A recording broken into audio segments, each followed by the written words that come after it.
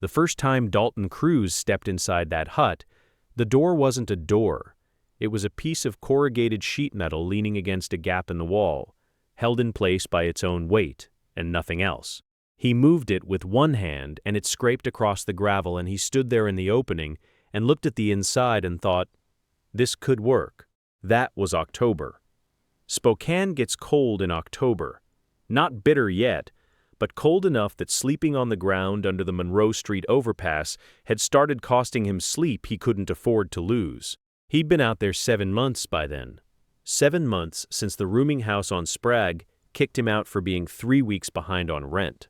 7 months of knowing every warm corner in a 6-block radius and which ones were safe and which ones weren't. He was 22 years old, and he weighed 158 pounds, and he had a red auburn braid that ran halfway down his back, which people remembered. People always remembered the braid. He didn't cut it because it was the last thing his mother had ever touched before she went into the care facility, and some things you don't cut.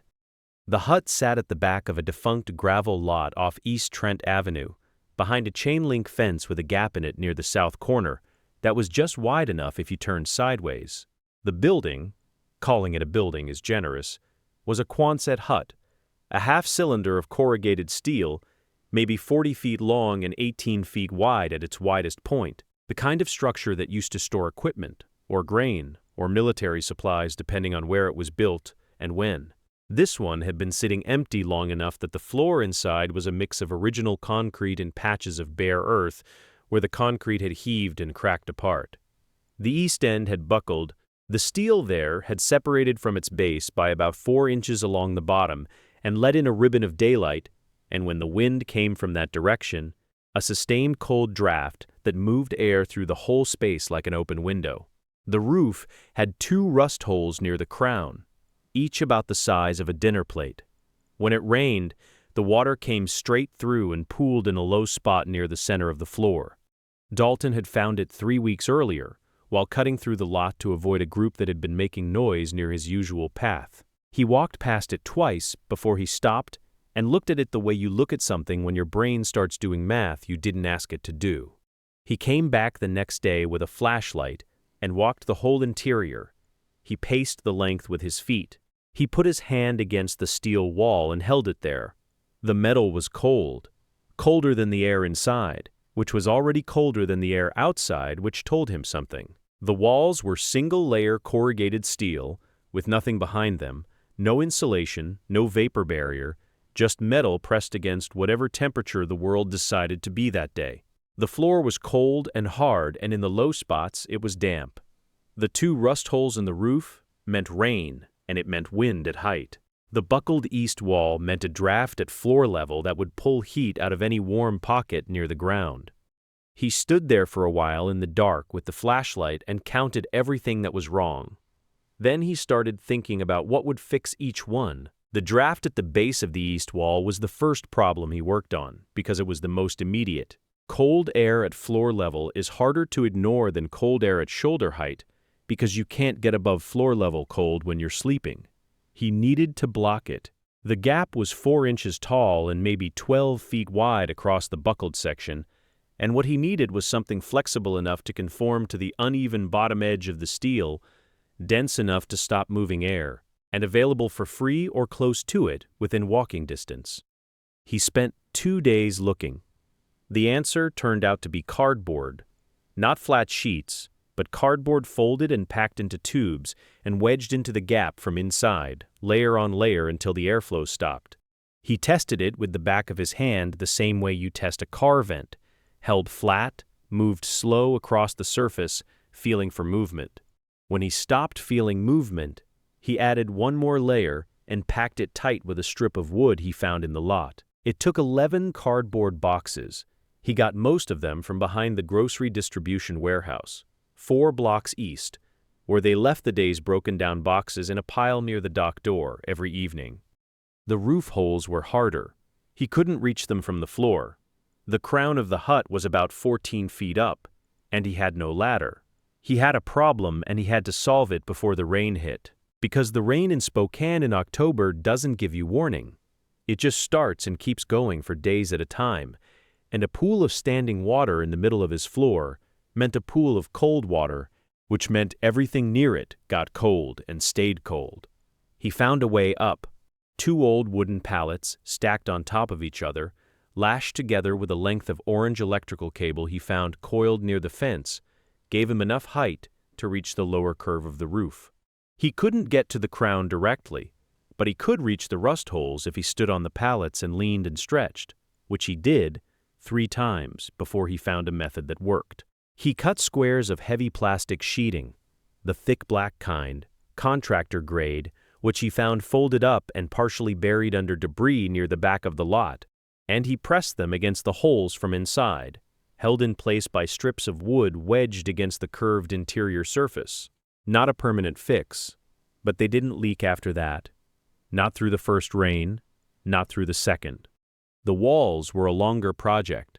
The interior surface of the hut was corrugated steel from floor to curved ceiling on both sides, and across the barrel of the roof. That's a lot of surface area that was doing exactly nothing to hold heat. Every BTU that Dalton's body generated at night was going straight into that metal and out the other side. He knew this because he had spent several nights inside before he started the work, testing what it actually felt like versus what he expected.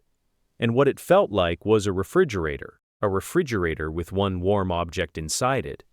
And that object was him. The problem with insulating the walls was that standard insulation, the pink fiberglass rolls, the rigid foam boards, costs money. Not a huge amount of money in the abstract, but Dalton's operating budget for any given week was whatever he'd managed to collect, doing day labor through the labor hall on division, which was sometimes $40 and sometimes nothing. He couldn't walk into a building supply store and buy materials. The access barrier wasn't philosophical, so he thought about what insulation actually is before he thought about where to get it. Insulation is material that traps air. Trapped air doesn't move. Air that doesn't move doesn't carry heat away from a surface. The material itself doesn't create warmth, it just slows the movement of cold. Once he understood it that way, the question changed. The question became, what is available near me that traps air and can be attached to a curved steel wall? The answer came in pieces over about 3 weeks. Moving blankets, the thick quilted ones that moving companies use, showed up at the Goodwill outlet on East Sprague every few weeks in batches, priced by the pound. They were heavy and awkward and sometimes smelled like mildew, but the quilted padding inside them traps air the same way any fibrous batting does. He bought 4 of them over 2 separate visits for a total of $6.80. He hung them along the lower section of both walls, using bent nails he drove into the steel with a rock. It took longer than it sounds, because corrugated steel doesn't accept a nail easily, and he bent more than he placed. But the nails went in, the blankets went up. Foam was harder to source. Rigid foam, the gray or pink boards used in construction, shows up in dumpsters near renovation sites, and Spokane has renovation sites. He started paying attention to which blocks had permit signs on the buildings, and then checked the dumpsters near those buildings every few days. Over 6 weeks, he pulled out 22 pieces of rigid foam insulation, ranging from full 4x8 sheets that he had to break to carry to hand-sized scraps. He used the larger pieces along the floor, laid flat, covered with cardboard, and then covered with a piece of carpet he found rolled up by a dumpster on Riverside, to create a surface between his body and the concrete. Cold concrete pulls heat out through direct contact faster than cold air does, because solid materials transfer heat more efficiently than gases. The foam layer broke that contact. The scraps went into the gaps. Every gap, the separation where the wall met the floor on the interior, the space around the wood bracing he'd used to hold the plastic over the rust holes, the corners where the curved wall met the end caps. He packed foam into everything he could reach with foam, and packed cardboard into everything too small for foam. And when he was done, he walked the interior with his hand held out flat and moved it slowly along every surface, and found 3 places where air still moved, and packed those too. This took the better part of 2 months. He wasn't working on it continuously, he was working on it when he had time and materials. which meant some days he did nothing because he spent the day at the labor hall, or walking to the food bank, or sleeping, because sleep is not a luxury. It is the thing your body requires to function, and he understood this in a concrete way that most people don't, because most people have never had to manage their physical condition the way you manage a budget, with limited inputs and no margin for error. By late November, the interior of the hut held heat differently. He could feel it when he came in from outside. The air inside was still cold, but it was less cold than the air outside by a difference he could feel on his face and hands within a few seconds of stepping in. Before he'd done any of the work, the inside and outside had felt identical. Now there was a gap, not a comfortable gap, not a warm apartment, but a gap he could add to. The heat source was a different problem. Open flame was out. He knew that immediately and without needing to think about it for long, because the hut had the 2 roof holes, now plugged but still structurally thin, and no real ventilation. And carbon monoxide doesn't give you symptoms you can act on in time. He'd seen what happened to people who used propane heaters in enclosed spaces without thinking carefully about airflow. He wasn't going to do that. What he used was candles. Not one candle, a cluster of them, set inside a large, empty tin can he found near the fence, arranged so they burned together in a group. A cluster of candles in an enclosed space with good insulation produces more ambient warmth than most people expect, because the heat they're adding to the air is constant, and the insulation slows the rate at which that heat escapes. It's not dramatic warmth. It doesn't make the space feel warm the way a functioning furnace makes a room feel warm, but it raises the temperature inside by enough to matter when the temperature outside is 18 degrees, which is what Spokane sometimes gets in January. He also had body heat, his own. He had a sleeping bag, Army surplus rated to 20 degrees, bought at a thrift store for $11, and he learned to layer inside it 2 pairs of wool socks, the Carhartt hoodie, and a thin fleece under it, a knit hat pulled down over his ears. In those conditions, on the insulated floor, with the candle cluster burning, he stayed warm enough to sleep through the night without waking up from the cold. Not every night, but most nights. And most nights was the difference between functioning and not. The first winter inside the hut ran from November into March. Spokane that year had 23 nights where the recorded low dropped below 15 degrees. Dalton was inside the hut for 19 of them. The other 4 he spent in the warming shelter when the temperature alert hit and the shelter opened its overflow capacity, because he was not rigid about his methods. The hut worked until the temperature at which the hut worked stopped working, and then he went where heat was available, and then he came back. He did not tell people about the hut. This was deliberate. A space that works stays a space that works only if the number of people using it stays manageable. And manageable in this case meant 1. He was not cold about it. There were people he knew from the camps near the river and from the labor hall who he would have told if things were different. But a Quonset hut insulated for 1 person holds heat for 1 person. 2 people, and it works less well. 3 people, and someone starts a fire inside it. He'd seen that pattern before, and he understood where it ended. The second winter, he improved the floor insulation. He'd spent the summer collecting more foam wherever he found it, and had doubled the layer under the carpet. He added a section of foam along the bottom 2 feet of both walls on the inside, which is where the temperature differential is worst. Cold floor radiates upward and meets the slightly warmer air above it, and the wall surface in that zone runs colder than the wall higher up. Addressing that section specifically reduced the draft effect, even though there was no actual draft left to address.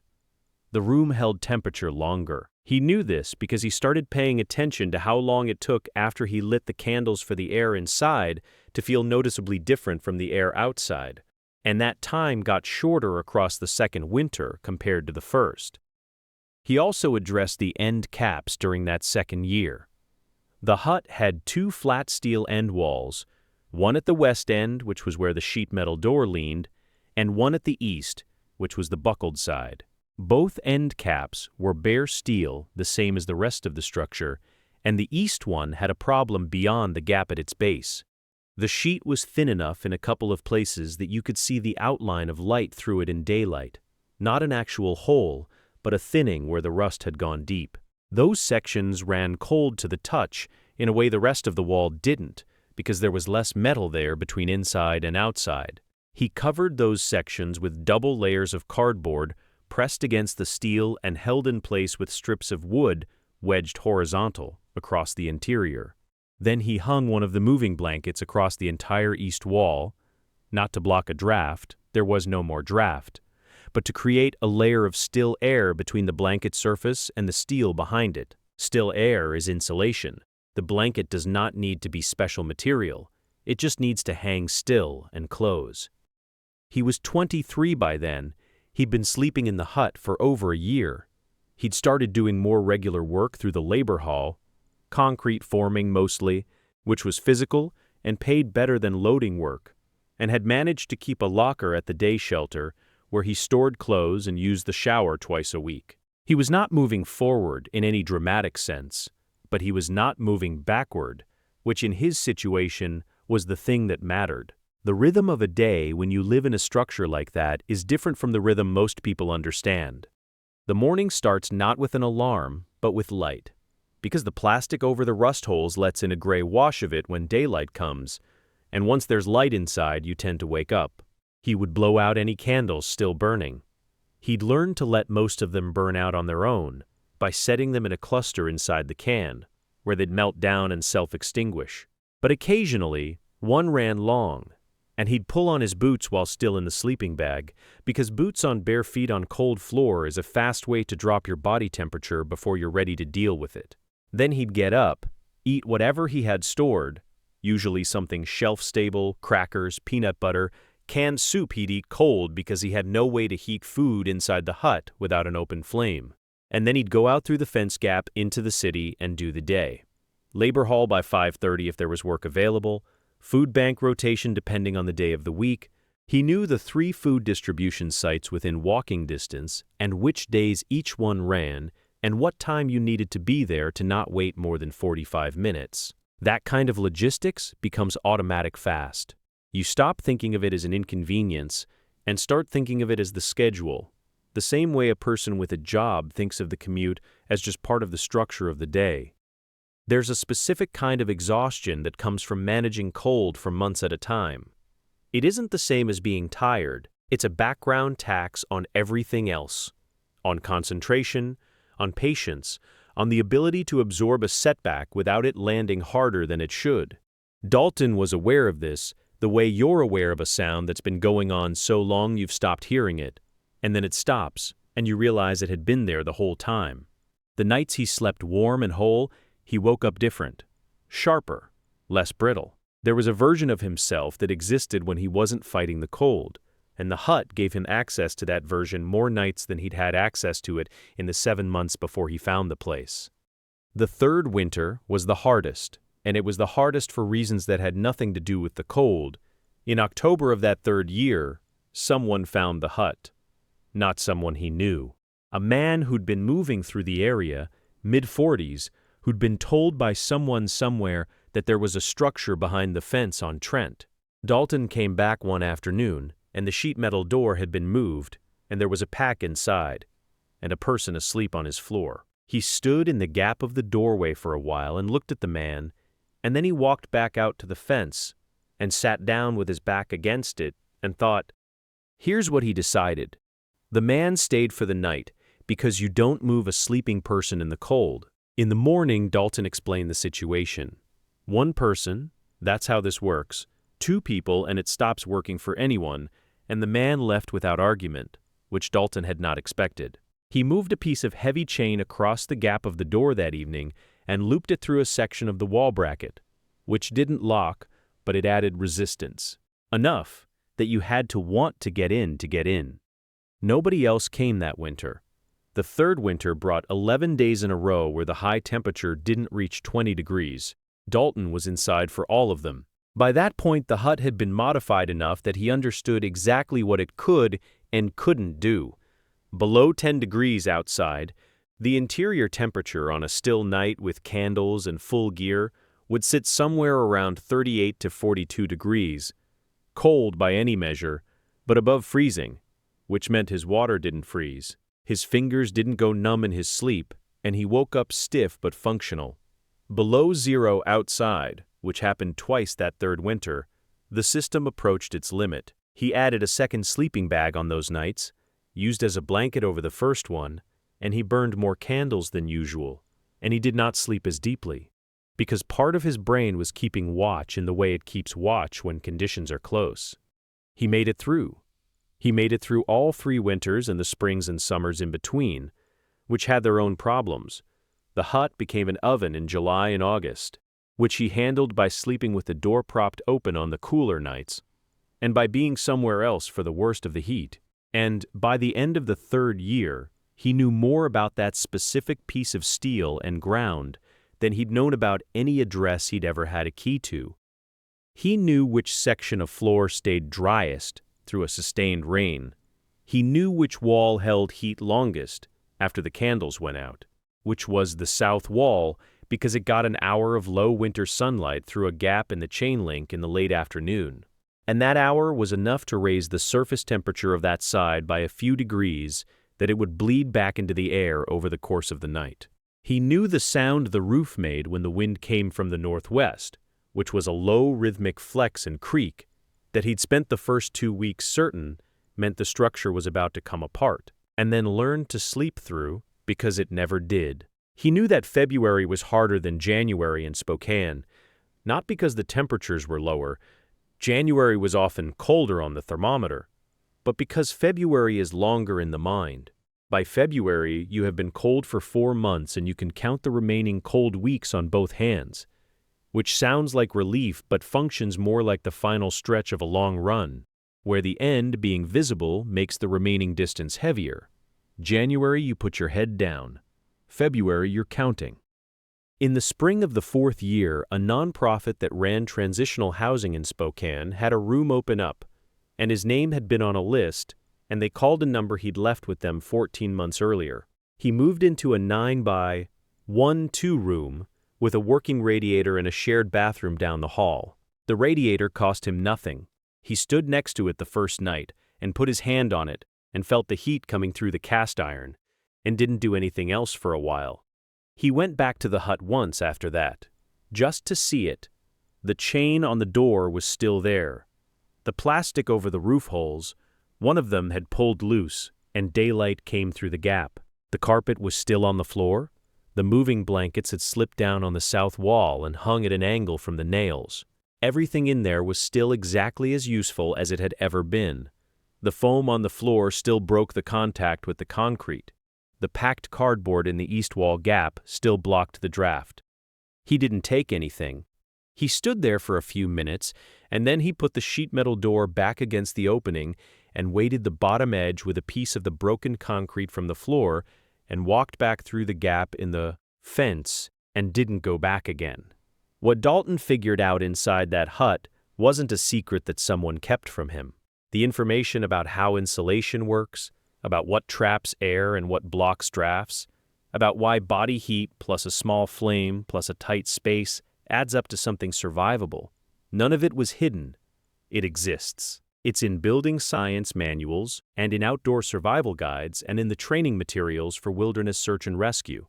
The barrier wasn't the information. The barrier was access to the physical materials that information describes.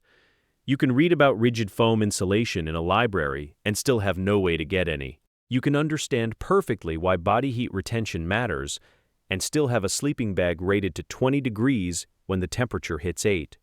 He worked around the barrier the only way available to him, which was by substituting what he could find for what he couldn't buy, and by thinking about each problem as a problem with a specific shape rather than as a general condition of being cold.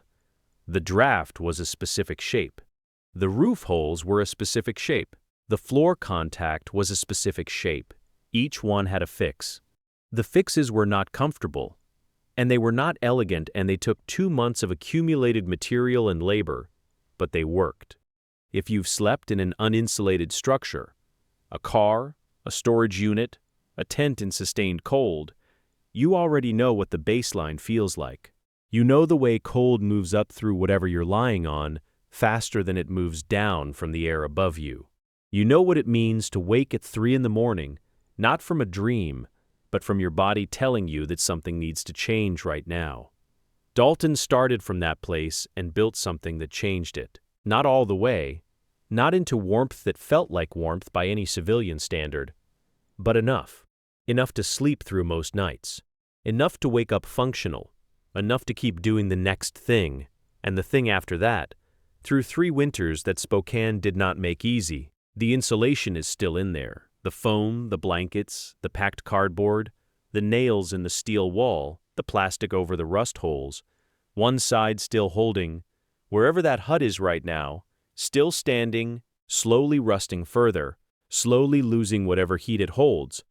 It's warmer on the inside than the outside, because of work that a 22-year-old kid with a red auburn braid and $6.80 worth of moving blankets put into it over 2 months in the fall of the year he was too broke to do it any other way.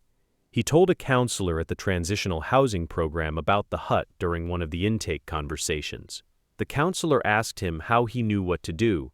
He thought about it for a moment. He said he didn't at first. He said he figured out what the problem actually was, each problem separately, and then looked for what was around him that could address the specific shape of that problem. The counselor wrote something down. Dalton said, "It's just physics. Cold moves through things, you slow it down. That's all it is."